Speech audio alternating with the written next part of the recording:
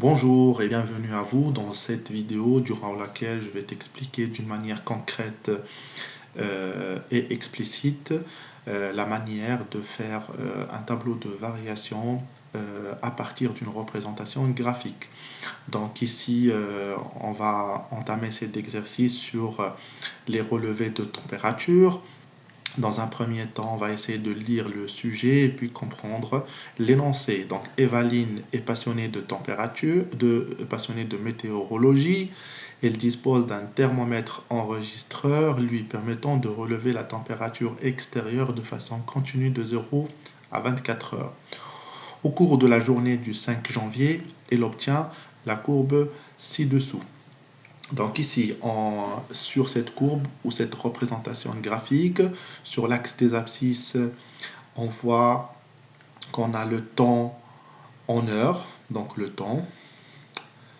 L'unité du temps, c'est des heures ici. Et sur l'axe horizontal, donc on a la température en degrés Celsius.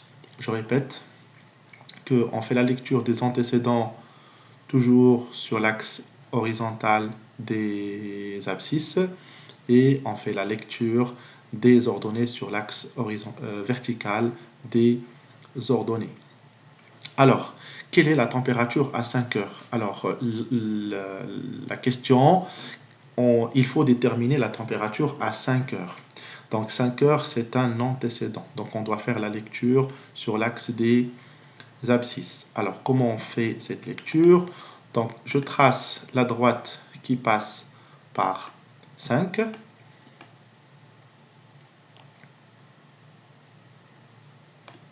Et là, normalement, ça c'est un point d'intersection avec la courbe.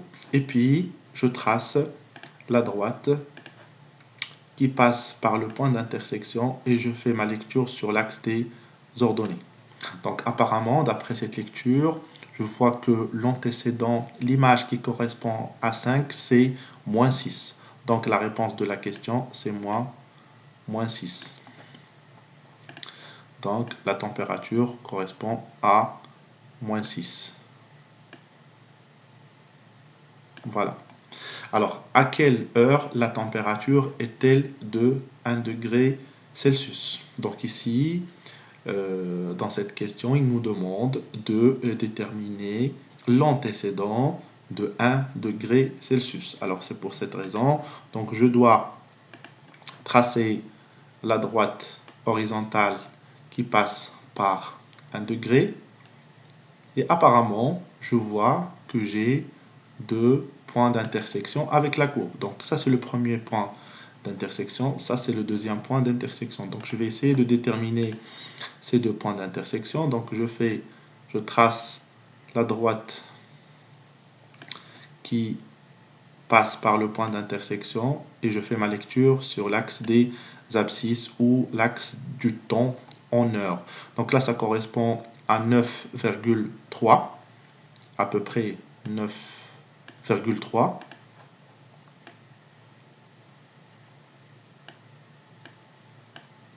Donc 9,3, ça c'est le premier antécédent. Et le deuxième antécédent, c'est, on va dire, 22 heures. Le deuxième antécédent, donc ça correspond à, on va dire, 22 heures, 1 ou 2 à peu près. Voilà. Donc là, il ne nous demande pas de convertir 22h,1 en minutes, etc. Donc, ce n'est pas demandé dans la question. Donc, on va laisser ça comme ça. Alors, la troisième question, quelles sont les températures extrêmes? Alors, température extrême, tout simplement, c'est la température la plus basse et la température la plus haute. Alors, comment on peut déterminer la température la plus basse, la plus haute? Par représentation graphique. Donc, on voit, ça c'est le point le plus basse, le plus bas. Et ça, c'est le point le plus haut. Donc, ici, pareil.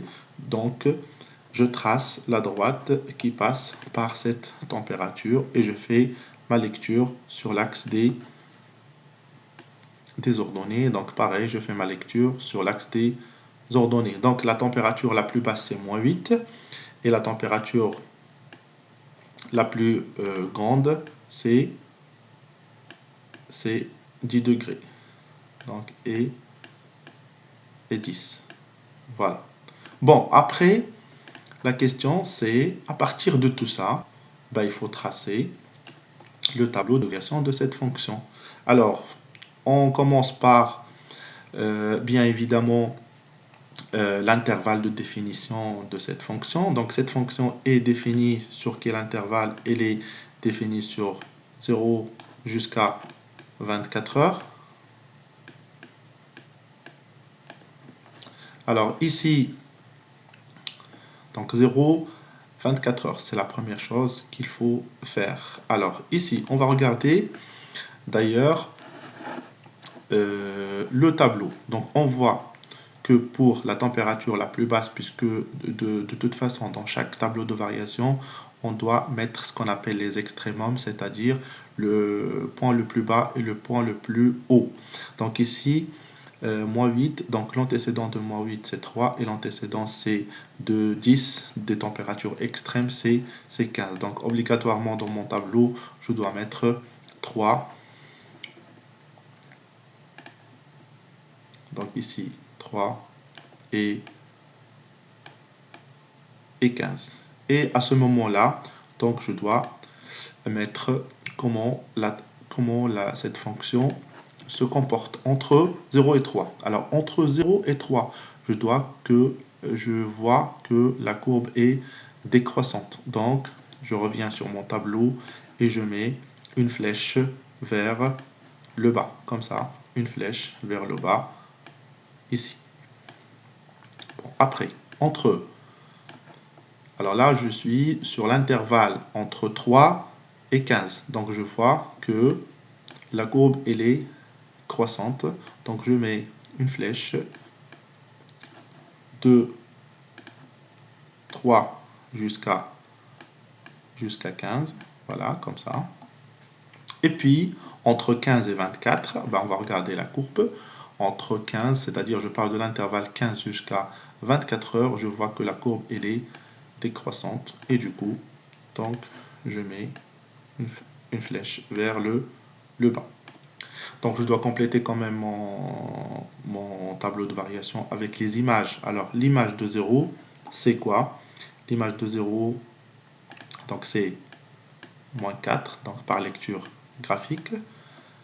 L'image de 3, c'est -8. L'image de 15, c'est 10. Et l'image de 24, c'est -2. Et comme ça, j'ai finalisé mon tableau de variation. J'espère que vous avez bien compris comment on fait un tableau de variation à partir de la représentation graphique d'une fonction.